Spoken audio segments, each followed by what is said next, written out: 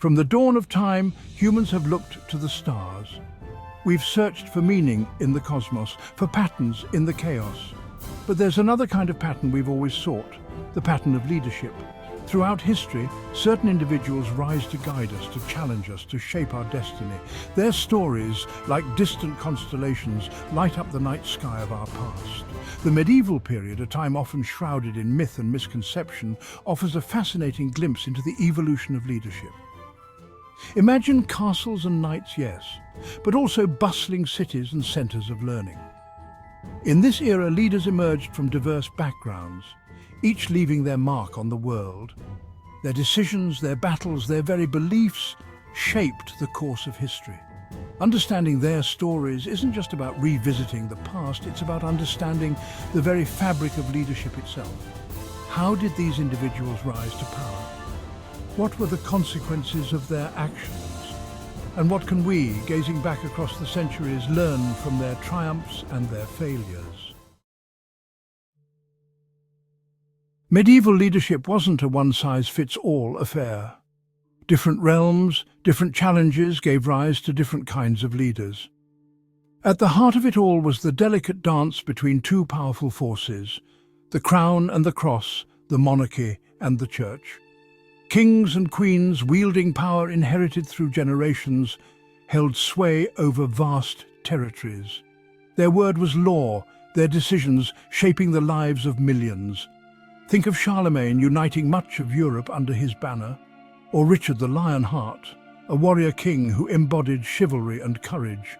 These monarchs commanded armies, forged alliances, and left their mark on the very map of Europe. But theirs wasn't the only game in town. The Church, a powerful force in its own right, exerted its own influence on medieval society. Popes and bishops, wielding spiritual authority, held the keys to salvation and commanded the loyalty of millions. Figures like Pope Gregory VII, who challenged the authority of kings, remind us that power doesn't always reside in armies and gold. Sometimes it lies in the hearts and minds of the people. This interplay between secular and religious leadership created a dynamic tension that defined the era.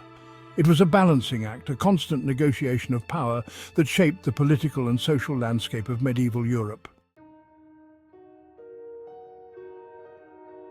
Religion wasn't just a matter of personal faith in medieval times, it was the very air people breathed. It permeated every aspect of life, from the grand cathedrals that soared towards the heavens to the humble prayers whispered in peasant cottages. And at the heart of this religious fervour stood the leaders of the Church, shaping the moral compass of society. The Pope, considered the successor of St. Peter, wielded immense authority. He crowned emperors, launched crusades, and defined church doctrine. His pronouncements echoed through the centuries, influencing everything from art and architecture to the very notion of right and wrong. But the Church's influence extended far beyond the Vatican. Monasteries scattered across the countryside became centres of learning and scholarship. Monks, dedicated to a life of prayer and study, preserved ancient texts, transcribed manuscripts, and kept the flame of knowledge alive during the so-called Dark Ages. This fusion of faith and knowledge had a profound impact on medieval society. It shaped people's understanding of the world, their place in the cosmos, and their relationship with the divine. The clash of steel, the thunder of hooves, the sight of banners waving in the wind, warfare was an inescapable reality of medieval life.